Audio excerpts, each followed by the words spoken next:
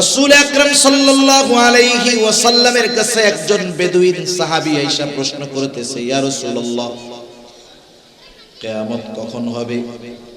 নবীজি ছিলেন উম্মতের রূহানি ডাক্তার।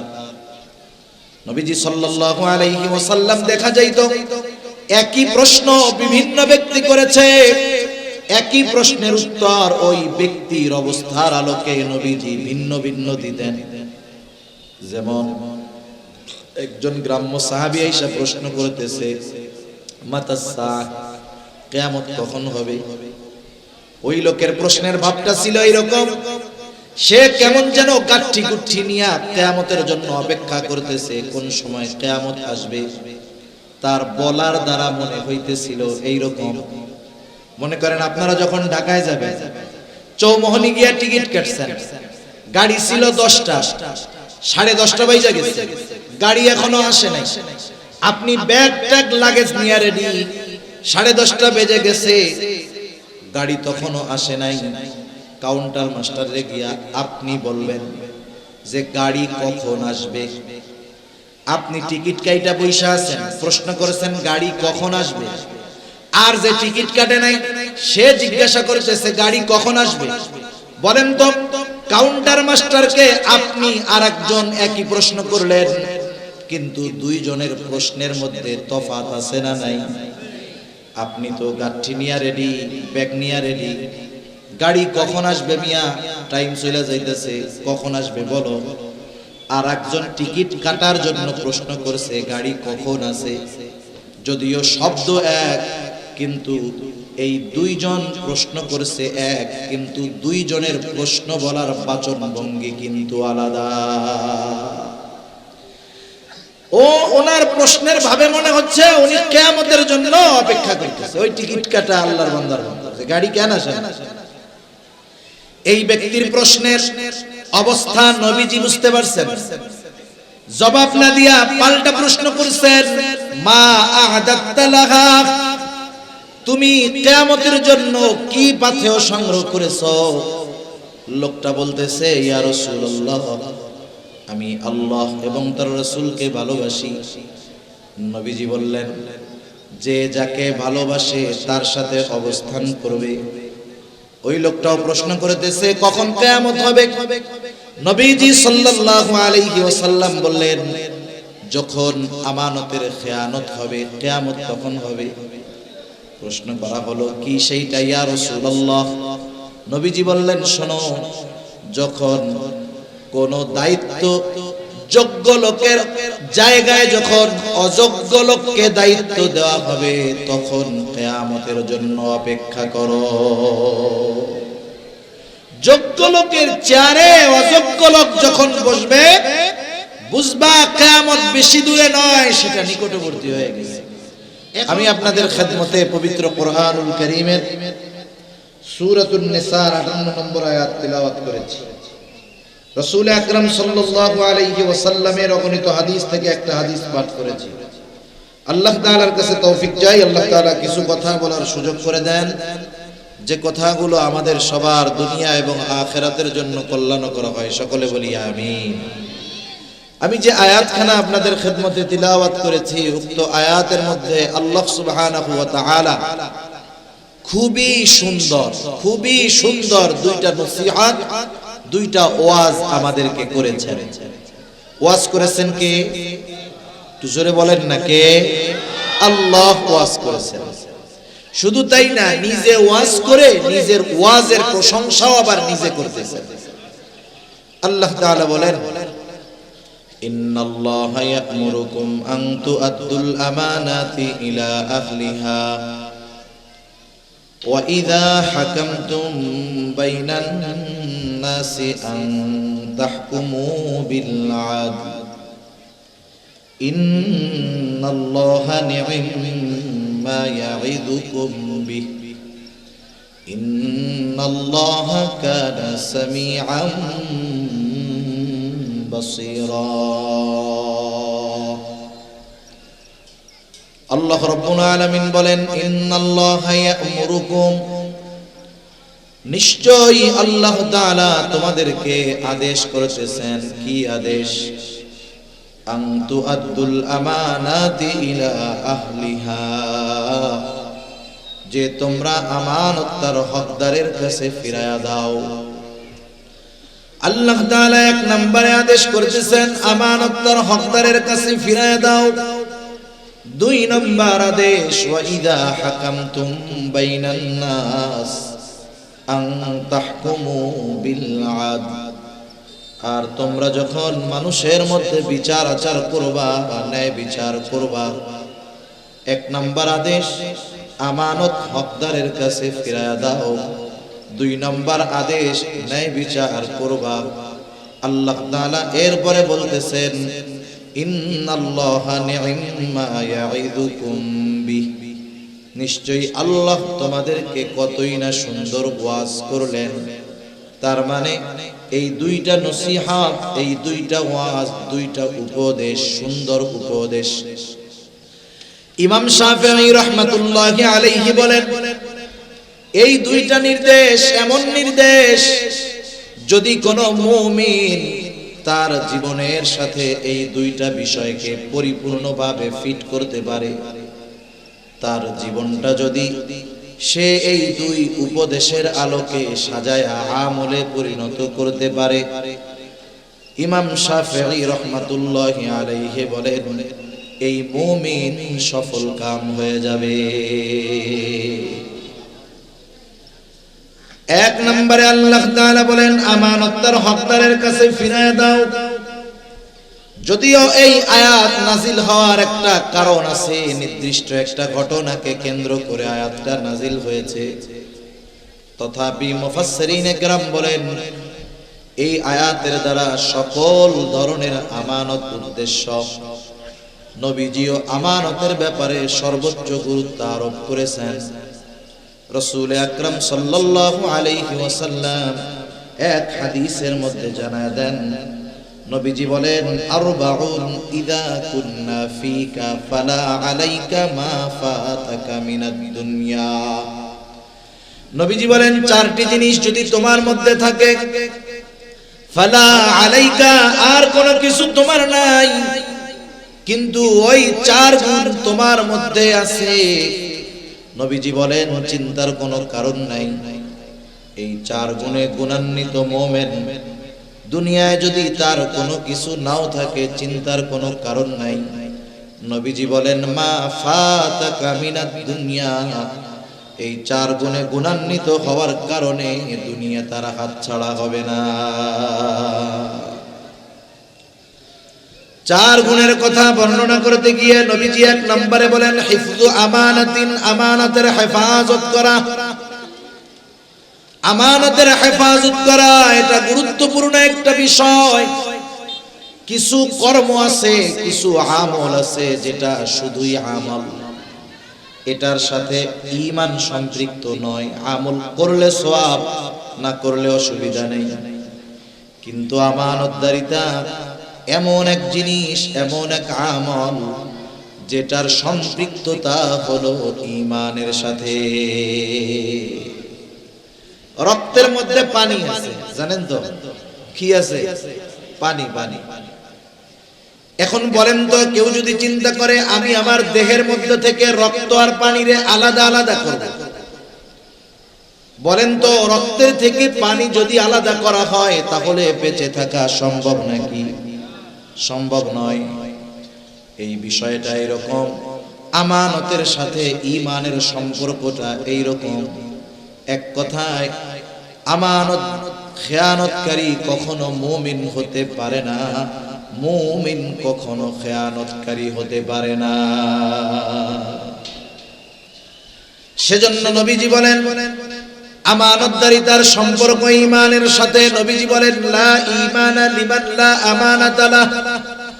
নবী বলেন যার মধ্যে আমানতদারিতা নাই তার ঈমান নাই। শুধু তাই না, নবীজি জানায় দিয়েছেন আমানতদারিতা হলো মুমিনের ভূষণ। মুমিনের আবশ্যকীয় একটা গুণ হলো আমানতদারিতা, যেটা তার মধ্যে থাকবেই থাকবে। আর আমানতের খেয়ানত করা এটা হলো মুনাফিকের আলামত। সেই জন্য মুমিন কখনো খেয়ানতকারী হতে পারে না, আর খেয়ানত যে করে সে কখনো মুমিন হতে পারে না। নবীজি সাল্লাল্লাহু আলাইহি ওয়াসাল্লাম হাদিসের মধ্যে জানালেন, এক হাদিসের মধ্যে আসছে মুনাফিকের আলামত হলো তিনটা। নবীজি বলেন, ইদা হাদাসা কাযাবা, মুনাফিকের অন্যতম আলামত, মুনাফিক যখন কথা বলে মিথ্যা কথা বলে। ইদা ওয়াদা আখলাফা, যখন সে ওয়াদা করে ওয়াদা খেলাফ করে। ইদা তুমিনা খানা, আমানতের খেয়ানত করে। আরো হাদিসের মধ্যে আরো কয়েকটা বাড়ায় আসছে, ওয়া ইদা তাখাসামা ফাজারা, যখন কারো সাথে একটু ঝগড়া হয় সে সীমা লঙ্ঘন করে অশ্লীল মন্দ কথাবার্তা বলে। এগুলো মুনাফিকের আলামত। আফসোসের বিষয় হলো আলামত মুনাফিকের, কিন্তু সমাজে অনেক মুমিনের মধ্যে এই চারটা মুনাফিকের আলামত একসাথেই পাওয়া যায়, ঠিক কিনা বলেন? দুই চারজন আপনার এলাকায় আছেন এরকম, সব জায়গায় আছে। এমন না যে আপনাদের এদিকে আছে আমাদের ওইদিকে নাই, বিষয়টা এমন না। এই মুনাফিকের চার আলামত এমন ব্যক্তির মাঝে আছে, দেখা যায় সে 5 ওয়াক্ত নামাজও পড়ে, হজও করছে, সব কিছু আছে ঠিক, কিন্তু মুনাফিকের আলামতের ডিব্বা নিয়ে ঘুরতেছে, আছে না নাই?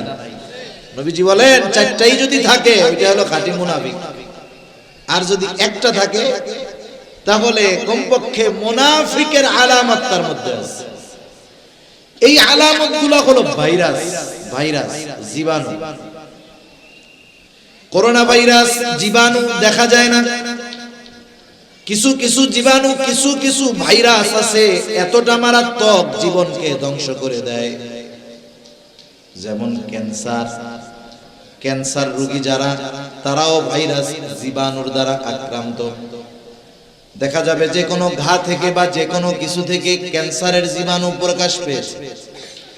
ক্যান্সার হলো এমন এক রোগ যেটার আলামত সহজে প্রকাশ পায় না, যখন আলামত প্রকাশ পায় ওই সময় চিকিৎসা করে ফিরে আসা কঠিন হয়ে যায়। একজন ব্যক্তি যখন পরিপূর্ণভাবে ক্যান্সারের জীবাণু দ্বারা আক্রান্ত হয়ে যায়, টাকা পয়সা থাকলে বড় চিকিৎসা করে বিদেশে যায়, কেমোথেরাপি দেয়, রেডিওথেরাপি দেয়। ক্যান্সারের রোগী যাদেরকে থেরাপি দেওয়া হয়, সুন্দর চেহারার মানুষটাও কালো কুচকুচে হয়ে যায়, স্বাস্থ্যবান মানুষটার স্বাস্থ্য ভেঙে যায়, সারা গায়ে পশম, মাথার চুল, মুখের দাড়ি সব কিছু ওই রেডিয়েশনের কারণে সব কিছু দেহ থেকে ঝরে যায়, দাড়ি ঝরে যায়, চুল ঝরে যায়, একেবারে চোখের উপরের ভুরুটা, চোখের পাপড়িটাও উঠা যায়। আমি যতজনরে দেখছি ক্যান্সারের পরে থেরাপি নিয়েছে যুবক মানুষ, কিন্তু 10-15 বছর থেরাপি নেওয়ার পরে বেঁচে আছে এমনটা আমি দেখি নাই। 4-5-6 বছরের মধ্যে শেষ, দুনিয়া থেকে চলে যায়। তাহলে ক্যান্সার এমন এক ভাইরাস, এমন এক জীবাণু যেটা মানুষের জীবন ধ্বংস করে দেয়। কিন্তু মুনাফিকের আলামত গুলো ভাইরাস, জীবাণু, এটা হয়তো মানুষের জীবন ধ্বংস করবে না, কিন্তু এই মুনাফিকের আলামত গুলো মুমিনের মধ্যে যদি বিস্তার লাভ করে ফেলতে পারে, মুমিনের ঈমানকে ধ্বংস করে তাকে জাহান্নামী বানায়া দিবে। ক্যান্সারের কারণে মরবে, মরে যাবে, কিন্তু ঈমান ধ্বংস হবে না হয়তো। কিন্তু মুনাফিকের আলামত এগুলা যদি আমার আপনার মধ্যে থাকে, এগুলো আমার ঈমান নষ্ট করে দেওয়ার কারণ হয়ে যেতে পারে। এজন্য আল্লাহ তাআলা কোরআনুল কারীমে মুনাফিকের ব্যাপারে যা বলছেন, কাফেরের ব্যাপারেও বলেন নাই। আল্লাহ তাআলা বলেন, ইন্নাল মুনাফিকিনা ফিদ দারকিল আসফালি মিনান নার ওয়া লান তাজিদা লাহুম নাসীরা। মুনাফিকের স্থান হবে একেবারে জাহান্নামের তলদেশে, তাদের জন্য আপনি কোনো সাহায্যকারী পাবেন না, কোনো সাহায্যকারী তাদের নাই। সেজন্য নবী আমাদেরকে মুনাফিকের আলামতগুলো জানায় দিয়েছেন। নবীজি মুনাফিকের আলামত গুলার মধ্যে অন্যতম একটা আলামত ইদা তুমিনা খানা, আমানতের খেয়ানত করা। তাহলে বোঝা গেল আমানতের হেফাজত করা এটা মুমিনের ভূষণ, আর আমানতের খেয়ানত করা এটা হলো মুনাফিকের অন্যতম আলামত। সেজন্য নেফাকি থেকে আমাদেরকে, আমানতের খেয়ানতকারিতা থেকে আমাদের বাঁচতে হবে। আমার আপনার নবী আমানতদার নবী ছিলেন। নবীজির আমানতদারিতার গল্প যদি বলি অনেক সময় পার হয়ে যাবে।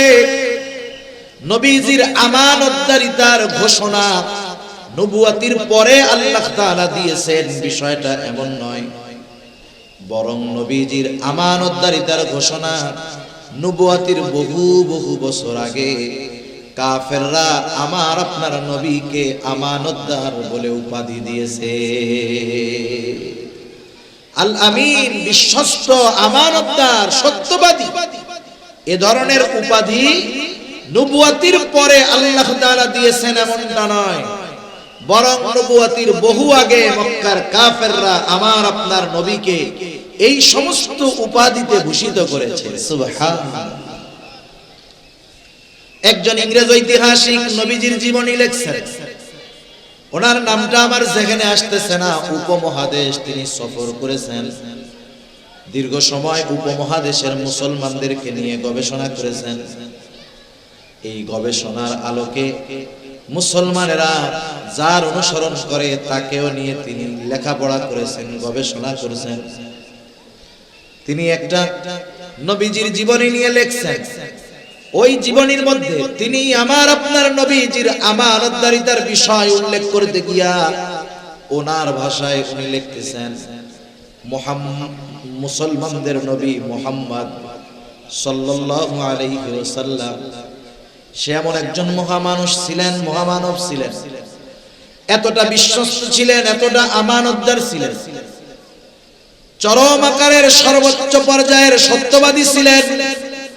তার আমানতদারিতা এমন ছিল যে তার ঘোর দুশমন তার নির্বিঘ্নে নিশ্চিন্ত মনে তার সবচেয়ে দামি সম্পদটাও নিশ্চিন্ত মনে মুহাম্মাদের কাছে আমানত রাখত। দুশমন বন্ধু না, দুশমন। শুধু তাই না, আরেকজন ঐতিহাসিক লিখতেছেন যে মুহাম্মদ সাল্লাল্লাহু আলাইহি ওয়াসাল্লাম তার আমানতদারিতা এমন ছিল, একজন মানুষ তার সম্পদ নিজের কাছে যত নিরাপদ মনে করত, তার চাইতে বেশি নিরাপদ নবীজির কাছে রাখা মনে করত। এই জন্যই মক্কার মানুষেরা মুহাম্মাদের সাথে মতবিরোধ, শত্রুতা থাকার পরেও মক্কার মানুষেরা তাদের দামি দামি বস্তুগুলা মুহাম্মাদের কাছে তার হেফাজতে তথা তার কাছে আমানত রাখত। কেমন আমানতদার নবী ছিলেন!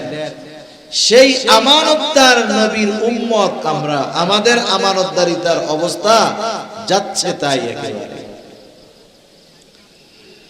আমাদেরকেও আমানতদার হওয়ার দরকার।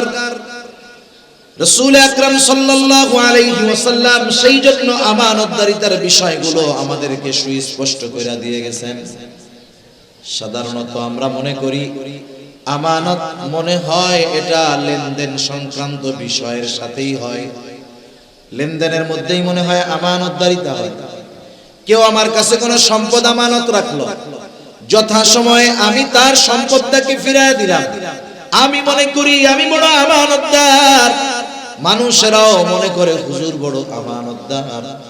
আমানতদারিতাকে নির্দিষ্ট একটা সীমার মধ্যে আমরা সীমাবদ্ধ করে ফেলছি, কিন্তু বাস্তবতা হলো আমানতদারিতা এটা ব্যাপক একটা জিনিস। এক কথায় একটা মানুষের জীবনের পদে পদে প্রতিটা কদমে কদমে আমানত রয়েছে, কিন্তু এইটারে আমরা শুধু লেনদেনের মধ্যে সীমাবদ্ধ করে ফেলছি। সেজন্য আমানতদারিতার ব্যাপারে জানার দরকার। এক নাম্বার বিষয়, আমানতদারিতা হয় লেনদেনের মধ্যে। লেনদেন সংক্রান্ত আমানতদারিতার বিষয়ে কম বেশি আমাদের ধারণা আছে, এরপরেও একটু বলার দরকার। একটা হলো আমাদের কাছে সাধারণভাবে কারো কাছে কিছু জমা রাখা, আর একটা হলো আমানত রাখা। আমানতদারিতার মাসালা একরকম, আর সাধারণভাবে জমা রাখার মাসালাটা আরেকরকম। আমানতদারিতার ক্ষেত্রে কেউ যদি আমার আপনার কাছে আইসা 500 টাকার একটা ছেঁড়া নোট দিয়া বলে যে এই 500 টাকা আপনার কাছে আমানত, এখন যার কাছে আমানত রাখা হলো তিনি যদি চিন্তা করেন বাজারে আসলাম, পকেটের এই পুরান টাকাটা দিয়া 500 টাকার বাজার করে নিয়ে যাই, বাড়িতে গিয়া পরে যখন চাইবে তখন তারে 500 টাকা দিয়ে দিব। যদি টাকাটা আমানত হয়, এক্ষেত্রে সংখ্যাটা আমানত নয়, বরং তার কাছে বস্তুটাই আমানত। এখন তার দায়িত্ব হলো ওই ছেঁড়া টাকাটাকেই সংরক্ষণ করা, যখন সে চাইবে হুবহু ওই পুরন টাকাটাই তাকে ফেরত দিতে হবে। আর যদি জমা রাখে যে আপনি রাখেন আমারে বলে 500 টাকা দিলে হবে, এক্ষেত্রে সে ব্যবহার করতে পারে। সেজন্য আমানত যখন কেউ রাখবে, যেটা রাখবে ওইটারই সংরক্ষণ করতে হবে। জামানতের টাকা হারায় গেলে এক মাসলা, আমানতের টাকা হারায় গেলে আর এক মাসালা। সেই মাসালা থাক, বলার দরকার নাই, এমনি আমরা সুযোগ খুঁজি, বুঝেন নাই? এমনি তো সুযোগ তালাশ করি। এরপরে দেখা যাবে একজন আমানত রাখছে, ইচ্ছা করে হারায় ফেললাম। মাসালা হলো আমানতের বস্তু যার কাছে আমানত রাখা হয়েছে অনিচ্ছাকৃতভাবে যদি হারায় যায়, চুরি হয়ে যায়, যার কাছে আমানত রাখা হয়েছে তাকে ধরা যাবে না। এখন যদি এই মাসালার দিকে যান, অনেকে ব্যাংকে আমানত রাখে না, রাখে না, অনেকে কত এনজিও গজায় উঠে আমানত রাখে। এখন ওই আমানত ওরা নিজেরা বক্ষণ করে কয় আমানত তো সব শেষ। এই সুযোগ বাঙালি ভালো বুঝতে পারবে। সেজন্য সব কথা বাঙালির কাছে ক্লিয়ার করা উচিত না, আমার যেটা মনে হয়। তা যাই হোক, এক নম্বরে আমানতদারিতা হলো লেনদেন আদান প্রদানের মধ্যে। সম্পদ আমার কাছে কেউ পায়, জমিন পায়, এটা আমানত। তার হকদারের কাছে ফিরাইয়া দেওয়া এটা আমার দায়িত্ব। আমার কাছে যদি কারো আমানত থাকে, কারো হক থাকে, সেটা আমানত হোক আর সাধারণ হক হোক, ফিরাইয়া দেওয়াটা আমার দায়িত্ব। আদেশ আল্লাহ তাআলা আমাকে দিয়েছেন। যে কোনো ক্ষেত্রে এটা হতে পারে। মনে করেন দোকানদারের কাছ থেকে দোকান থেকে বাকি আনা হয়, বাকি আনেন, দোকানদারকে 500 টাকার বাজার নিয়ে বললেন লেখা রাখো, পরে এসে দিয়া দিব। দোকানে ভিড়, দোকানদারের লিখতে মনে নাই। 2 দিন পরে আপনি গেছেন, যাওয়ার পরে বলতেছেন বাকি খাতাটা খুলো তো দেখি, কিছু টাকা মনে হয় বাকি আছে। দোকানদার লিখতে ভুলে গেছে, বাকি খাতা খুলে দেখে আপনার নামে কিছু লেখা নেই, কিন্তু আপনি শিওর যে 500 টাকা পায়।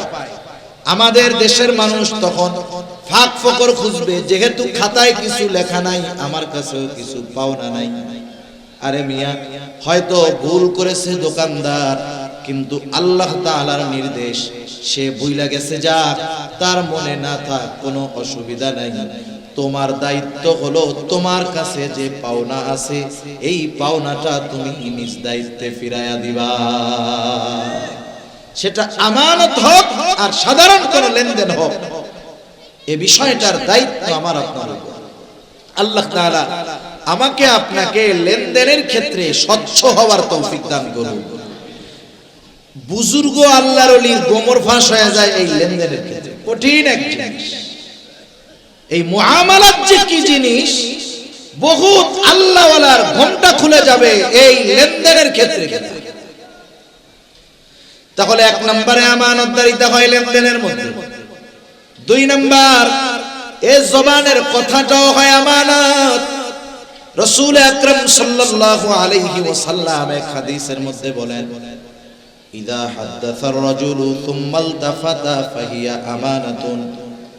নবীজি বলেন, যখন কেউ কথা বলে আর এদিকে সেদিকে তাকায়, ফাহিয়া আমানাতুন, যেই কথাটা আমার আপনার কাছে ডানে বামে তাকায়া কেউ বলল, নবীজি বলেন কথাটা আমানত। এই কথাটা আমি ছাড়া অন্য কারো কাছে যদি পৌঁছাই, কারো কাছে বলি, খেয়ানত হয়ে যাবে। কিন্তু আমাদের খাসলাত, আমাদের অভ্যাসটা হইল ঠিক এর বিপরীত। কেউ যদি আমার কাছে আইসা বলে, হুজুর আপনার কাছে আমি এই কথাটা বললাম, আপনি কিন্তু হুজুর আর কারো কাছে বইলেন না। এই যে আমাকে যখন বলে আর কারো কাছে বইলেন না, তখন ওই ব্যক্তির কথাটা হজম করা আমার জন্য কষ্টের হয়ে যায়। এমন অবস্থা হয় আরেকজনের কাছে না বলা পর্যন্ত আমার আর ভালো লাগে না। মনে হয় যে পেটের মধ্যে খালি কথাটা কামড়াইতেছে আর ডিসুম ডিসুম করতেছে। সেই লোক দেখা যাবে আমার আপনার চোখের আড়াল হওয়ার আগে কাছের জন্য ডাইকে ডাইকে কি কইছে জানো? বলে না, আমারে খুব বিশ্বাস করে, খুব গোপন একটা কথা আমার কাছে বলছে, কাউরে বলতে মানা করছে। আমি তোরে বললাম, তুই কিন্তু কাউরে কইস না। আমি যারে বললাম যে আমি শুধু তোকে বললাম, তুমি কাউকে বইলো না, ও তো এই আমলটুক তো কমপক্ষে করবে নাকি?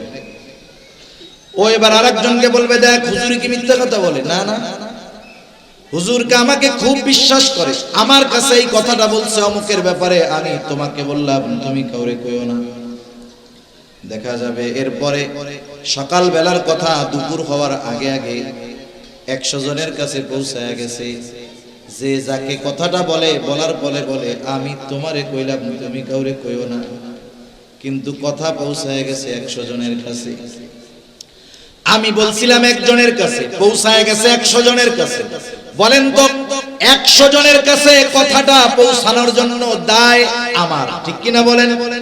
এখানে আর আমার খেয়ানত একটা নাই, আমার খেয়ানত হয়ে গেছে 100 খেয়ানত।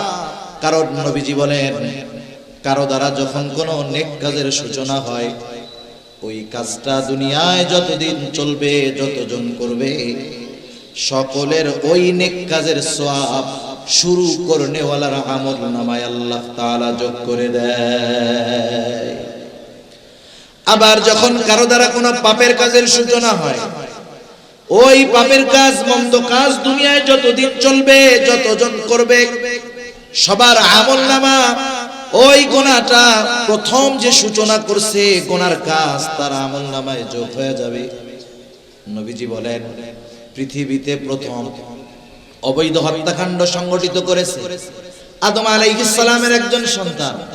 নবীজি বলেন, আদম আলাইহিস সালামের ওই হত্যাকারী সন্তান কিয়ামত পর্যন্ত অন্যায়ভাবে যত হত্যা হবে, সব হত্যাকারীর গোনা তার আমলনামায় যোগ হয়ে যাবে। কারণ তার দ্বারা এই অবৈধ হত্যাকাণ্ডের সূচনা ঘটেছে। এই জন্য আমার আপনার দ্বারা যদি কখনো কথার খেয়ানত হয়ে যায়, ওই কথাটা যতজনের কানে পৌঁছাবে, ততগুলো খেয়ানত হবে। আর ওই সকলের খেয়ানতের সমপরিমাণ গুনাহ আমার আপনার আমলনামায় যোগ হয়ে যাবে। সেজন্য কথা হজম করা শিখতে হবে। বাঙালি পাথর খাইয়া হজম করে ফেলতে পারবে, পারলে পারো তো হজম করে ফেলতে পারে বাঙালি, কিন্তু কথা হজম করা বড় কষ্টের, ঠিক কিনা বলেন? কথা হজম করা বড় কষ্ট। সেজন্য কথার ক্ষেত্রে হয় আমানত। 3 নাম্বার দায়িত্ব হয় আমানত। রাসূল আকরাম সাল্লাল্লাহু আলাইহি ওয়াসাল্লামের কাছে একজন বেদুইন সাহাবী আয়েশা প্রশ্ন করতেছে, ইয়া রাসূলুল্লাহ, কিয়ামত কখন হবে? নবীজি ছিলেন উম্মতের রূহানি ডাক্তার। নবীজি সাল্লাল্লাহু আলাইহি ওয়াসাল্লাম দেখা যাইতো একই প্রশ্ন বিভিন্ন ব্যক্তি করেছে, একই প্রশ্নের উত্তর ওই ব্যক্তির অবস্থার আলোকে নবীজি ভিন্ন ভিন্ন দিতেন। যেমন একজন গ্রাম্য সাহাবী আয়েশা প্রশ্ন করতেছে, মাতাসসা, কিয়ামত কখন হবে? ওই লোকের প্রশ্নের ভাবটা ছিল এরকম, সে কেমন যেন গাঠি গুঠি নিয়ে কিয়ামতের জন্য অপেক্ষা করতেছে, কোন সময় কিয়ামত আসবে। তার বলার দ্বারা মনে হইতেছিল এইরকম, মনে করেন আপনারা যখন ঢাকায় যাবেন, চৌমোহনী গিয়া টিকিট কাটছেন, গাড়ি ছিল 10টা, 10:30 বাজে গেছে, গাড়ি এখনো আসে নাই, আপনি ব্যাগ ট্যাগ লাগেজ নিয়ে রেডি, 10:30 বেজে গেছে, গাড়ি তখনও আসে নাই। কাউন্টার মাস্টারে গিয়া আপনি বলবেন যে গাড়ি কখন আসবে। আপনি টিকিট কাইটা বইসা আছেন, প্রশ্ন করেছেন গাড়ি কখন আসবে, আর যে টিকিট কাটে নাই সে জিজ্ঞাসা করতেছে গাড়ি কখন আসবে। বলেন তো কাউন্টার মাস্টারকে আপনি আর একজন একই প্রশ্ন করলেন, কিন্তু দুইজনের প্রশ্নের মধ্যে তফাৎ আছে না নাই? আপনি তো গাঠি নিয়া রেডি, ব্যাগ নিয়া রেডি, গাড়ি কখন আসবে মিয়া, টাইম চলে যাইতেছে, কখন আসবে বলো। আর একজন টিকিট কাটার জন্য প্রশ্ন করছে গাড়ি কখন আছে। যদিও শব্দ এক, কিন্তু এই দুইজন প্রশ্ন করছে এক, কিন্তু দুইজনের প্রশ্ন বলার বাচন ভঙ্গি কিন্তু আলাদা। ও ওনার প্রশ্নের ভাবে মনে হচ্ছে উনি কিয়ামতের জন্য অপেক্ষা করতেছে। ওই টিকিট কাটা আল্লাহর বান্দার বলতেছে গাড়ি কেন আসে না। এই ব্যক্তির প্রশ্নের অবস্থা নবীজি বুঝতে পারছেন, জবাব না দিয়া পাল্টা প্রশ্ন করছেন, মা আ'দাত্তা লাহা, তুমি কিয়ামতের জন্য কি পাথেয় সংগ্রহ করেছো? লোকটা বলতেছে, ইয়া রাসূলুল্লাহ, আমি আল্লাহ এবং তার রাসূলকে ভালোবাসি। নবীজি বললেন, যে যাকে ভালোবাসে তার সাথে অবস্থান করবে। ওই লোকটাও প্রশ্ন করতেছে কখন কিয়ামত হবে? নবীজি সাল্লাল্লাহু আলাইহি ওয়াসাল্লাম বললেন, যখন আমানতের খেয়ানত হবে, কিয়ামত তখন হবে। প্রশ্ন করা হলো, কি সেইটা ইয়া রাসূলুল্লাহ? নবীজি বললেন, শোনো, যখন কোন দায়িত্ব যোগ্য লোকের জায়গায় যখন অযোগ্য লোককে দায়িত্ব দেওয়া হবে, তখন কিয়ামতের জন্য অপেক্ষা করো। যোগ্য লোকের চেয়ারে অযোগ্য লোক যখন বসবে, বুঝবা কিয়ামত বেশি দূরে নয়, সেটা নিকটবর্তী হয়ে গেছে। এখন এত আর কোন এমন কথা না, সূক্ষ্ম তাত্ত্বিক কোনো বিষয় নয়, এটা বোঝার জন্য অনেক জ্ঞান, অনেক ইলমের দরকার আছে। এটা বোঝার জন্য দরকার নাই এমন জ্ঞানের।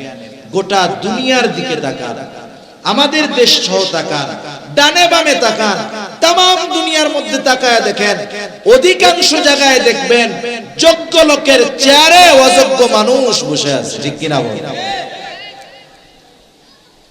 যোগ্য লোকের চেয়ারে অযোগ্য লোক বসে আছে। এমন এক জামানা ছিল, মানুষ যখন দায়িত্ব নিতে চাইতো না, এই জামানায় দায়িত্ব নেওয়ার প্রতিযোগিতা শুরু হয়ে গেছে। শুধু তাই না, মানুষ দায়িত্ব টাকা দিয়ে কিনতে চায়। ঠিক কিনা বলে? দায়িত্ব টাকা দিয়ে কিনে, দেশ সেবা করার জন্য টাকা দেয়। কতজন দেখবেন, অনেক ইউনিয়ন পরিষদে নির্বাচন হবে, গ্রাম হলো 10টা, ক্যান্ডিডেট 20 জন, প্রত্যেকেই ছাপাইছে অমুক ভাই আপনাদের দোয়া প্রার্থী, এই মার্কায় ভোট দিয়া এই ইউনিয়নের জনগণের জন্য খেদমত করার সুযোগ করে দেন। দেখা গেল নমিনেশন আনতে, নির্বাচনে জয়ী হতে 5 কোটি টাকা খরচ করে ফেলছে। ওই বেটার যদি আসলেও মানুষের খেদমত করার ইচ্ছা থাকতো, চেয়ারম্যান হওয়া লাগতো না, 5 কোটি টাকা দিয়া সে মানুষের খেদমত করতে পারত। তার মানে এই ব্যয় খেদমতের জন্য করে নাই, চেয়ারম্যান সাহেব হওয়ার জন্য করছে। ঠিক কিনা? আগের জামানার মানুষ দায়িত্ব নিতে চাইতো না, এখন দায়িত্ব নেওয়ার জন্য প্রতিযোগিতা করে। আমাদের কলিজার টুকরা ইমাম আজম আবু হানিফা রাহমাতুল্লাহি আলাইহি কেমন মানুষ ছিলেন? আমাদের সমাজে কিছু মানুষ আছে ইমামে আজমের ব্যাপারে জানে না, তাই সমালোচনা করে। আরে গর্দভগুলা যদি ইমামে আজমের জীবনী পড়তো, তাকওয়া, জুহদ, ইলম, সব কিছুর দিক দিয়ে উনি ওনার জামানায় সর্বোত্তম ছিলেন। ইমাম আজমের অবস্থান ছিল এইরকম। খলিফা মনসুরের জামানা, রাস্তা দিয়ে খলিফা মনসুর চলতেছে, ইমামে আজমের সাথে সাক্ষাৎ। খলিফা মনসুর ইমাম আজম আবু হানিফা রাহমাতুল্লাহি আলাইহিকে প্রস্তাব দিল, ইমাম, আপনি প্রধান বিচারকের দায়িত্ব গ্রহণ করেন, আপনি চিফ জাস্টিসের দায়িত্ব গ্রহণ করেন। প্রধান বিচারপতির দায়িত্ব গ্রহণ করেন। খলিফা অফার দিয়েছে, ইমাম আবু হানিফা সাথে সাথে বললেন, খলিফা আমি এই দায়িত্ব গ্রহণ করতে পারবো না। খলিফা বলছে, মুখের উপরে খলিফার প্রস্তাব ফিরায় দিছে। খলিফার ইগোতে লাগছে, আত্মসম্মান বোধে লাগছে। খলিফা হাতের চাবুক দিয়ে ইমাম আবু হানিফার গায়ে একটা বাড়ি মারছে। খলিফা যখন রাজপ্রাসাদে ফিরে গেছে, খলিফা মনসুরের চাচা বলতেছে, মনসুর কাজটা তুমি ভালো করো নাই, ইমাম আজমের গায়ে চাবুক দিয়ে আঘাত করছো, কাজ ভালো করো নাই, তার কাছে ক্ষমা চাও। কারণ মানুষ যখন রাগে থাকে, মানুষ যখন রাগান্বিত হয়, এমন কিছু কাজ সে করে ফেলে সুস্থ অবস্থায় বা রাগহীন অবস্থায় ওই কাজটা সে কল্পনাও করে না। ঠিক কিনা বলে? এই যে বড় মাদ্রাসা দাওরায়ে হাদিস পর্যন্ত প্রবীণ মাদ্রাসা, দাওরায়ে হাদিস পর্যন্ত প্রবীণ মাদ্রাসা, ওনাদের কাছে হয়তোবা মাঝে মধ্যে এরকম লোক আসে, একেবারে লুঙ্গি গেঞ্জি পইরা দৌড় দিয়ে আইসা হাইসা হাজির মুহতামিম সাহেবকে খুঁজে, মুফতি সাহেবকে খুঁজে। কি হইছে? বলে হুজুর বউয়ের সাথে রাগারাগি কইরা একসাথে 14 তালাক দিয়ে দিছি। আছে না নাই? বলেন তো দুনিয়ায় কেউ খুশি হইয়া তালাক দেয় নাকি? আরে রাগের মাথায় তো দেয়। এই লোকটা সুস্থ অবস্থায় স্ত্রীকে তালাক দেওয়ার কথা চিন্তাও করতো না। ওই কথা যদি অন্তরে আসতো, চিন্তায় আসতো, নিজেকে নিজে ধিক্কার দিত, অথচ রাগের সময় ওই কাজটা কইরা ফেলছে। কারণ একটা মানুষ যখন রাগে অতিরিক্ত রেগে যায়, তার নিয়ন্ত্রণটা শয়তান নিয়ে নেয়। ওই সময় শয়তান তাকে দিয়ে এমন কিছু কাজ করায় যে রাগহীন অবস্থায় সেটা সে কল্পনাও করতে পারে না। ওই সময় তো রাগে চাবুক দিয়া বাড়ি মেরে দিছে, এখন নিজে একটু অনুতপ্ত হইতেছে, আরে কাজটা করা ঠিক হয় নাই। কিন্তু উনি তো খলিফা, ইমাম আবু হানিফার কাছে গিয়ে মাপ চাইবে, এটাও তো লজ্জা লাগতেছে। খলিফা মনসুর এইবার তার বিশ্বস্ত লোকটাকে বলতেছে, যাও ইমাম আবু হানিফার কাছে যাও, আমার পক্ষ থেকে গিয়ে ক্ষমা চাও।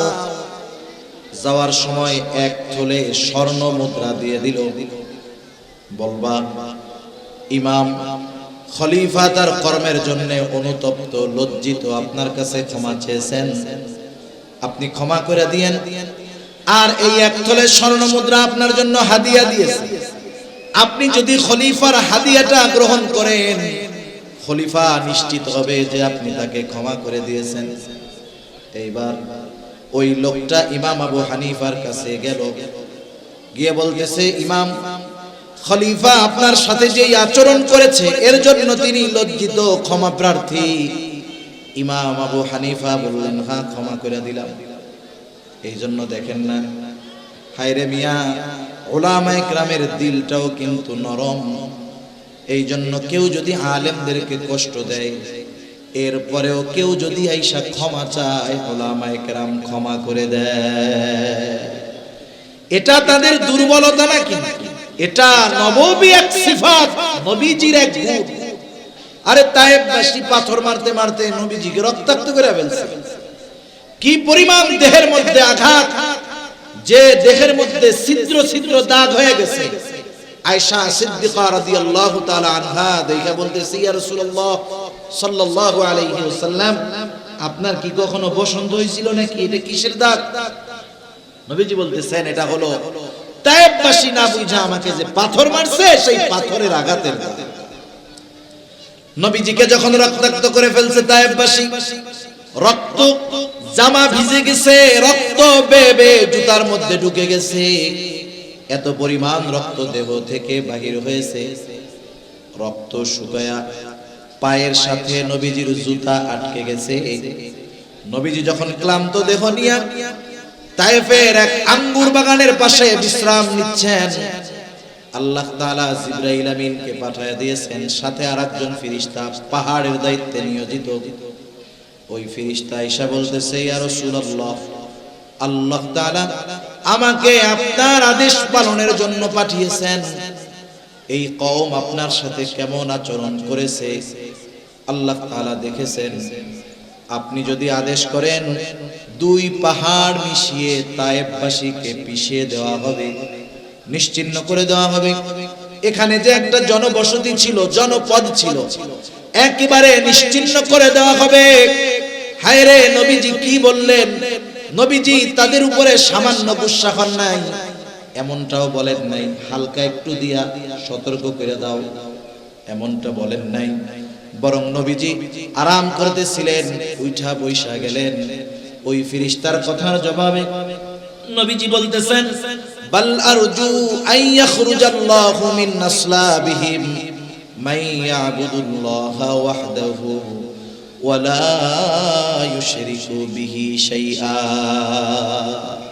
তুমি তো বলতেছো দুই পাহাড় মিশাইয়া নিশ্চিহ্ন করে দিবা, আর আমি তো এদের ব্যাপারে আল্লাহ তাআলার কাছে আশা পোষণ করি যে আল্লাহ তাআলা এদের মধ্য থেকে এমন এক প্রজন্ম বের করবে যারা এক আল্লাহর ইবাদত করবে, কারো সাথে শিরিক করবে না। সুবহানাল্লাহ। এটা উলামায়ে কেরামের এক নববী সিফাত। এজন্য আলেম আহলে হক উলামায়ে কেরামের সাথে বেয়াদবি করলেও এসে মাফ চাইলে মাফ করে দেয়, এটা দুর্বলতা না। ইমাম আবু হানিফা বললেন মাফ করে দিছি, অসুবিধা নাই, কিন্তু খলিফা তো বলে দিছে হাদিয়া দিবা, হাদিয়া গ্রহণ করলে নিশ্চিত হব যে উনি ক্ষমা করেছেন। লোকটা বলতেছে এই যে এক থলে স্বর্ণ মুদ্রা আপনার জন্য খলিফা হাদিয়া দিয়েছে, গ্রহণ করেন। ইমাম আবু হানিফা বললেন মাফ করে দিয়েছি, হাদিয়া গ্রহণ করা যাবে না। বললেন খলিফা বলছে আপনি নিজে রাখেন, নাইলে উনি বিশ্বাস করবে না যে ক্ষমা করছেন। আপনি রাইখা দেন, আপনার ব্যয় করা লাগবে না, আপনি অন্য কাউকে দিয়ে দিয়েন।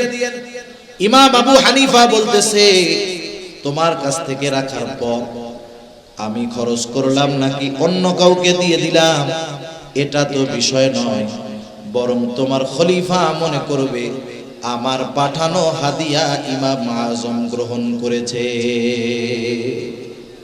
সুতরাং এটা রাখাই যাবে না। সে আরো জোর জবরদস্তি করতেছে, রাখেন না। ওই লোকটাও তো বিরক্ত হয়ে যাইতেছে অনুরোধ করতে করতে। এইবার ইমাম আবু হানিফা রাহমাতুল্লাহি আলাইহি বলতেছেন, বলেন তো কাউরে চুরি করে আয়না হাদিয়া দেওয়া জায়েজ আছে নাকি? হ্যাঁ, দুর্নীতি কইরা টাকা আইনা আরেকজনরে হাদিয়া দেওয়া জায়েজ হবে নাকি? বলেন তো, আমার আপনার কাছে যদি ব্যাগ ভর্তি টাকা কেউ আইনা দেয়, আমি আপনি যদি জানতে পারি টাকাটা অন্য কারো, আমার আপনার জন্য এই হাদিয়া গ্রহণ করা বৈধ হবে নাকি? তাহলে দেওয়াও বৈধ হবে না, নেওয়াটাও বৈধ হবে না। ইমাম আজম এবার বলতেছে হাদিয়া তো দিতে হবে নিজের টাকা থেকে। বলতেছে তোমার খলিফা যে হাদিয়া পাঠাইছে, এই হাদিয়া পাইলো কোথায়? বলতেছে কোথায় পাবে, বাইতুল মাল থেকে দিছে। এইবার ইমাম আবু হানিফা আরো কঠোর হয়ে গেলেন। একটু চিন্তা করে দেখেন, জামানার মুজাদ্দিদ যারা, ইমাম যারা, এদের সামান্য সিদ্ধান্ত এটা পরবর্তী প্রজন্মের জন্য দলিল হয়ে যায়, দলিল। আমি ঘটনা বলতে গেলে অন্যদিকে চলে যাবে। আজকে যদি ওই দিন ইমাম আবু হানিফা এরপরে হাদিয়া গ্রহণ করত, যে বাইতুল মালের সম্পদ খলিফা হাদিয়া দিয়েছে, এটা যদি গ্রহণ করত, তাদের জন্য যদি বাজেট থাকতো ভিন্ন কথা, কিন্তু সাধারণভাবে যদি ইমাম আবু হানিফাকে দেওয়া হতো, জানার পরেও যদি ইমামে আজম আবু হানিফা ওই হাদিয়াটা গ্রহণ করতেন, খলিফার বাইতুল মাল থেকে দেওয়া হাদিয়া গ্রহণ করতেন, আজকে তাইলে গোটা দুনিয়ার মধ্যে দেখা যাইত উলামায়ে কেরাম রাষ্ট্রীয় কোষাগারের হাদিয়া গ্রহণের ক্ষেত্রে ইমাম আজমের ওই ঘটনাটাকে দলিল বানায়া নিত। বলতো কি ইমাম আবু হানিফারে হাদিয়া দিছে না, জায়েজ না থাকলে উনি গ্রহণ করছে, এবার আমাকেও দিলে আমরাও জম্মের আকারে নিব। ইমাম আবু হানিফা এবার আরেকটু কঠোর হয়ে গেলেন। বলতেছে শোনো, তুমি তোমার এই হাদিয়া খলিফাকে ফেরত দিবা, সাথে সাথে বলবা রাষ্ট্রীয় বাইতুল মাল থেকে তার জন্য নির্ধারিত একটা সম্মানী আছে, এই সম্মানীর বাইরে একটা মোহরও ব্যক্তিগত কাজে ব্যবহারের সুযোগ নাই। লোকটা একটু রাগ হয়ে গেছে। এইবার ওই মোহর ফেরত নিয়া খলিফা মনসুরের কাছে গিয়া বলতেছে, মনসুর, ইমাম আবু হানিফা এরকম এরকম বলছে, তিল রে আর একটু তাল বানায় নিছে। ইমাম আবু হানিফার এই কথাগুলো শুনে খলিফা মনসুর এবার চূড়ান্ত রাগান্বিত হয়ে গেছে, ফোর্স পাঠায় দিছে, যাও ইমাম আবু হানিফাকে জেলখানায় আটকাও। ইমাম আবু হানিফাকে জেলখানায় আটকানো হলো। অত্যাচার জুলুমের স্টিম রোলার চলতেছে। ঐতিহাসিকদের থেকে দুইটা মত। প্রথমটা হলো ইমাম আবু হানিফাকে জেলখানার মধ্যে চাবুক মারা হইতো আর বলা হতো প্রধান বিচারকের দায়িত্ব গ্রহণ করেন, তাহলে ছেড়ে দেওয়া হবে। চিন্তা করে দেখেন, জেলখানায় চাবুক মারা হইতেছে দায়িত্ব নেওয়ার জন্য, ইমাম আবু হানিফা দায়িত্ব নেন নাই। ঐতিহাসিকদের দুইটা মত। ওই অবস্থায় অসুস্থ ইমাম, তাকে খাবারের সাথে বিষ প্রয়োগ করে হত্যা করা হলো। আর একটা বর্ণনা ঐতিহাসিকদের, যখন তিনি প্রচন্ড রকমের অসুস্থ হয়ে গেছেন, বাড়িতে পাঠায় দেওয়া হলো, গৃহবন্দী করে ফেলা হলো। ওই অবস্থায় ইমামে আজম দুনিয়া থেকে বিদায় নিলেন। ইমামে আজমকে তার ছাত্ররা জিজ্ঞাসা করতেছিল, ইমাম আপনি তো প্রধান বিচারকের দায়িত্ব নেওয়ার জন্য যত যোগ্যতা, জ্ঞান, ইলম যা দরকার সব আপনার ছিল, এত কিছু থাকার পরেও, যোগ্য হওয়ার পরেও আপনি দায়িত্ব নিলেন না, খলিফার জুলুম অত্যাচার সহ্য করলেন, কারণটা কি? ইমাম আবু হানিফা বললেন, শোনো, আমি যেই দায়িত্ব নেই নাই, কিয়ামতের দিন এই দায়িত্বের ব্যাপারে আমাকে জিজ্ঞাসা করা হবে না। যদি আমি প্রধান বিচারকের দায়িত্ব নিতাম, প্রধান কাজীর দায়িত্ব যদি নিতাম, ওইটা তো আমার কাছে আমানত হয়ে যাইত। কিয়ামতের দিন আমার দায়িত্বের ব্যাপারে আল্লাহ তাআলা জিজ্ঞাসা করবে। যদি কখনো এই দায়িত্ব পালন করতে গিয়ে ত্রুটি বিচ্যুতি হয়ে যাইত, কিয়ামতের দিন আল্লাহর সামনে আমাকে খেয়ানতের ঋণ বোঝা নিয়ে আল্লাহর দরবারে দাঁড়ানো লাগতো। এই জন্য আমার উপরে এত জুলুম করার পরেও প্রধান বিচারকের দায়িত্ব আমি গ্রহণ করি না। আর আমরা তো দায়িত্ব নেওয়ার প্রতিযোগিতা করি। তিনি এটা জানতেন। আবু দাউদের হাদিস, রাসূল আকরাম সাল্লাল্লাহু আলাইহি ওয়াসাল্লাম বলেন, আমাদের মধ্যে কাউকে যদি কোনো দায়িত্ব দেওয়া হয়, সরকারি দায়িত্ব হোক আর বেসরকারি দায়িত্ব হোক, নবীজি বলেন, কেউ যদি ওই দায়িত্বের সুচ পরিমাণ খেয়ানত করে, সুচ পরিমাণ, নবীজি বলেন কিয়ামতের দিন ওই লোকটা খেয়ানতের বোঝা নিয়ে আল্লাহর সামনে উপস্থিত হবে। সেজন্য প্রত্যেকের জায়গা থেকে খেয়াল করা দরকার যে দায়িত্বটা তো আমানত। আমাকে যেই দায়িত্ব দেওয়া হয়েছে, সেই দায়িত্ব যদি যথাযথভাবে পালন না করি, আর ওই দায়িত্বের বিপরীতে যেই ওজিফা, যেই বেতন আমার জন্য আছে। আজহার নানুতুবি রহমাতুল্লাহি আলাইহি নামে একজন আল্লাহর ওলি ছিলেন। উনি এক জায়গায় খেদমত করতেন, চাকরি করতেন, মাস শেষে সময় হিসাব কইরা কইরা বেতন নিতেন। যদি ক্লাসের কোনো সময়, দায়িত্বের কোনো সময় নিজের কাজে ব্যয় করতেন, ওই সময়ের হিসাব রাইখা মাসের শেষে ওই সময়ের পরিমাণ ওজিফা বেতন থেকে তিনি ফেরত দিয়ে দিতে। কেমন আমানতদার ছিল এরা দায়িত্বের ব্যাপারে, সময়ের ব্যাপারে। শুধু তাই না, শরীয়তের বিধিবিধান, হুকুম, আহকাম, এটাও আমাদের কাছে আমানত। আল্লাহ তাআলা বলেন, ইন্না আরাদনাল আমানাতা আলাস সামাওয়াতি ওয়াল আরদি ওয়াল জিবাল ফাআবাইনা আন ইয়াহমিলনাহা ওয়া আশফাকনা মিনহা ওয়া হামালাহাল ইনসান। আল্লাহ তাআলা বলেন, আমি এই আমানত আসমানের কাছে, জমিনের কাছে, পর্বতমালার কাছে পেশ করলাম। তারা প্রচন্ড ভীত সন্ত্রস্ত হয়ে গেল।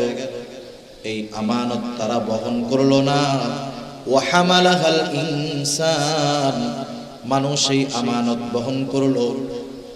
মুফাসসিরিনে কেরাম বলেন, কি সেই আমানত? কোন মুফাসসির বলেন সেই আমানত হলো কোরআন। কেউ কেউ বলেন শরীয়তের সকল বিধিবিধান। একই কথা। তাহলে কোরআন হলো আমাদের শরীয়তের মূল নীতি। মৌলিক সব কিছু কোরআন সুন্নাহর মধ্যে আছে। এই আমানত কেউ বহন করতে রাজি হয় নাই, মানুষ বহন করেছে। এই জন্য শরীয়তের সকল বিধিবিধান, হুকুম, আহকাম আমার আপনার উপরে আমানত। সেজন্য আল্লাহ তাআলার যত আদেশ আছে আমানত, যত নিষেধ আছে আমানত। আদেশ কেউ যদি অমান্য করে তাহলে আদেশ অমান্য করলে গুনাহ হবে, সাথে সাথে খেয়ানতকারী হতে হবে। নিষেধ যে বিষয়গুলো আল্লাহ তাআলা করেছেন, ওই নিষিদ্ধ কর্মগুলো কেউ যদি করে তাহলে তার তো গুনাহ হবে, সাথে সাথে ওই যে নিষেধটা ছিল এটা আমানত, অমান্য করার কারণে খেয়ানত হবে। এজন্য শরীয়তের সকল বিধিবিধান, হুকুম, আহকামগুলো আমানতদারিতার সাথে পালন করা দরকার। শুধু তাই না, আমাদের সন্তান সন্ততি আমাদের কাছে আমানত, আমাদের অধীনস্থ যারা আছে আমানত। কারণ কিয়ামতের দিন আল্লাহ তাআলা তাদের ব্যাপারে আমাদেরকে জিজ্ঞাসা করবে। নবীজি বলেন, কুল্লুকুম রাঈন ওয়া কুল্লুকুম মাসউলুনা আন রাইয়াতিহি। আমরা প্রত্যেকেই দায়িত্বশীল, প্রত্যেককে তার দায়িত্বের ব্যাপারে জিজ্ঞাসাবাদ করা হবে, অধীনস্থদের ব্যাপারে জিজ্ঞাসা করা হবে। কারণ আল্লাহ তাআলা কোরআনুল কারীমের মধ্যে বলেন, ইয়া আইয়ুহাল্লাযীনা আমানু কু আনফুসাকুম ওয়া আহলিকুম নারা। আল্লাহ তাআলা বলেন, হে ঈমানদারেরা, নিজে জাহান্নাম থেকে বাঁচো, অধীনস্থদেরকেও জাহান্নামের আগুন থেকে বাঁচাও। সাহাবায়ে কেরাম প্রশ্ন করতেছে, ইয়া রাসূলুল্লাহ, নিজে জাহান্নাম থেকে বাঁচবো বুঝলাম, আদেশটা করেছেন মুমিনদের উপর। ইয়া আইয়ুহাল্লাযীনা আমানু, হে ঈমানদারেরা, নিজে জাহান্নাম থেকে বাঁচো। ঈমান তো আনছো, কেমনে জাহান্নাম থেকে বাঁচবা? সাহাবায়ে কেরাম বলতেছে, ইয়া রাসূলুল্লাহ, নিজে জাহান্নাম থেকে বাঁচবো বুঝলাম, নেকের কাজ করব, গুনার কাজ থেকে বাঁচবো, কিন্তু অধীনস্থদের জাহান্নামের আগুন থেকে কেমনে বাঁচাবো? কারণ দুনিয়ার কেউ কাউকে জাহান্নামের আগুন থেকে বাঁচাতে পারে না। দুনিয়ার কোন নবী রাসূল তার মুহাব্বতের লোকদের জাহান্নাম থেকে বাঁচাতে পারবে না। কিন্তু আফসোসের বিষয় হলো, আমাগো দেশের কিছু বাবা তার মুরিদদের জাহান্নাম থেকে বাঁচানোর টেন্ডার নিয়ে নিছে। আছে না এরকম? বাবার কাছে মুরিদ হওয়ার টেনশন নাই, কবরে গেলে মুনকার নাকিরের আগে বাপ যাই হাজির হবে। যে কি বলবে, এই এর প্রশ্ন করিস না, এ দুনিয়া আমার লোক ছিল। এই শয়তানেও চিন্তা করে, এরকম উল্টাপাল্টা কথা কয় কেন? শয়তান বলে, তুই হলি আমার সবচেয়ে বড় খলিফা, তোর মতো শয়তান থাকতে আমার আর ডিউটি করা লাগবে না। চিন্তা করে দেখেন, যদি দুনিয়াতে কোনো মানুষকে এই ক্ষমতা দেওয়া হতো, সে জান্নাতে নিতে পারবে, জাহান্নামে নিতে পারবে। দুনিয়াতে কোনো মানুষকে যদি ক্ষমতা দেওয়া হইতো, একজন মানুষকেও যদি এই পাওয়ার দেওয়া হতো, আমার আপনার নবী এই পাওয়ারটা পাওয়া যাইতে। কিন্তু নবীজিকেও আল্লাহ তাআলা এই ক্ষমতা দেন নাই। আল্লাহ তাআলা যদিও নবীজিকে হাদি হিসাবে প্রেরণ করেছেন, পথ প্রদর্শক হিসাবে প্রেরণ করেছেন, নবী পথ প্রদর্শক, আমার আপনার নবী পথ প্রদর্শক, আল্লাহ তাআলাও কিন্তু পথ প্রদর্শক। এই যে আমরা নামাজ পড়ি, প্রত্যেক নামাজের প্রতি রাকাতে সূরা ফাতিহা আছে, হাদিস হইল এইটা। আর এক গ্রুপ বলবে প্রত্যেক নামাজের প্রতি রাকাতে সবার সূরা ফাতিহা পড়তে হবে। বিষয়টা কিন্তু এটা না। ইমামের পেছনে যখন নামাজ পড়বে, ইমামের কিরাত, মুসল্লির কিরাত একা পড়ুক আর জামাতে পড়ুক, প্রতি নামাজের প্রতি রাকাতে সূরা ফাতিহা লাগে। সূরা ফাতিহার মধ্যে আমরা বলি, ইহদিনাস সিরাতাল মুস্তাকিম। আল্লাহ তাআলার কাছে দোয়া করি, আল্লাহ তাআলাই এই দোয়া করতে শিখিয়ে দিয়েছেন। আর এই দোয়াটা হলো আসমান জমিনের, আসমানের নিচে জমিনের উপরে সবচাইতে উত্তম দোয়া, সবচাইতে উত্তম ইবাদতের মধ্যে করা হয়। আবার আল্লাহ তাআলা আমার আপনার নবীর ব্যাপারে বলেন, ওয়া ইন্নাকা লাতাহদি ইলা সিরাতিন মুস্তাকিম। আপনাকে আমি সিরাতে মুস্তাকিমের পথ প্রদর্শক হিসাবে আমি আপনাকে প্রেরণ করেছি। আমরা আবার নামাজের মধ্যে আল্লাহ তাআলার কাছে বলি ইহদিনাস সিরাতাল মুস্তাকিম, আপনি আমাদেরকে সিরাতে মুস্তাকিমের পথ নির্দেশিকা দেন, সিরাতে মুস্তাকিমের পথ দর্শন দেন। রাসূল ও হাদি আল্লাহ তাআলার কাছেও চাই পথ নির্দেশ। আল্লাহ তাআলা বলেন নবীজি আমি আপনাকে পথ নির্দেশক হিসাবে পাঠিয়েছি।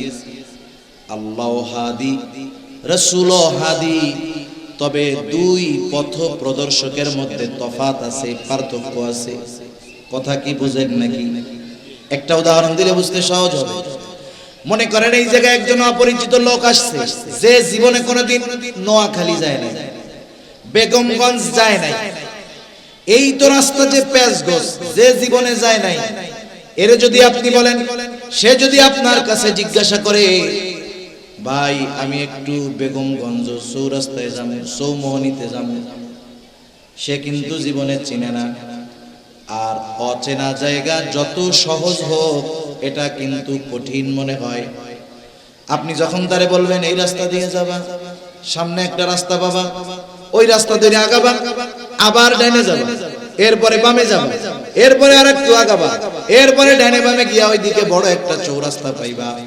বলেন তো যে রাস্তাই চিনে না তারে যদি এইরকম চিনায় দেন, ওর জন্য গন্তব্যে যাওয়া কঠিন না সহজ? মনে করেন এরপরেও আপনি তারে পথ চিনায় দিয়েছেন যে এই পথে যাবেন, সেই হিসাবে আপনি হাদি, পথ প্রদর্শক। মনে করেন আরেকজন লোক আসছে, তার কাছে ওই অপরিচিত ব্যক্তি বলতেছে ভাই আমি চৌমোহনী যাব, আমার একটু পথটা বলে দেন। ওই লোকটা মোটরসাইকেল নিয়ে আসছে, কোনো জবাব নাই, বলে আপনি আমার বাইকের পেছনে ওঠেন। এইবার এক টান দিয়া চৌমোহনীতে নামায় দিয়া বলে এটাই হলো চৌমোহনী। ওই প্রথম লোক যে রাস্তা কয়া দিছে এও হাদি। দ্বিতীয় যেই লোকটা মোটরসাইকেলের পেছনে নিয়া গন্তব্য পর্যন্ত পৌঁছায় দিয়েছে, এই লোকটাও হাদি, পথ প্রদর্শক। বলেন তো এই দুই পথ প্রদর্শকের মধ্যে তফাৎ আছে না নাই? নবীজি হলেন প্রথম জনের মতো। নবীজি পথ চিনায় দিবেন, পথ বলে দিবেন। আর আল্লাহ তাআলা শুধু পথ বলে দিবেন না, ওনার দয়া রহমত দিয়ে ওই পথে পরিচালিত করে গন্তব্য পর্যন্ত পৌঁছায় দিবেন। আমরা ইহদিনাস সিরাতাল মুস্তাকিম যখন বলি, তখন বলি না যে আল্লাহ পথ চিনায় দেন। মূলত এখানে আমরা বলি আল্লাহ, যা গুণগান বর্ণনা করার তো আগে করছি, এরপরে বলি আল্লাহ আপনি আপনার করুণা দিয়ে, দয়া দিয়ে, রহমত দিয়ে সিরাতে মুস্তাকিমে পরিচালিত করে গন্তব্য পর্যন্ত পৌঁছায়া দেন।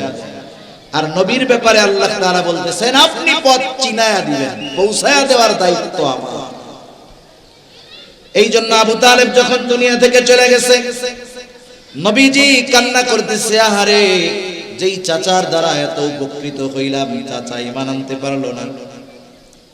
আল্লাহ তাআলা বললেন ইন্নাকা লা তাহদি মান আহবাবতা ওয়ালাকিন্নাল্লাহা ইয়াহদি মান ইয়াশা।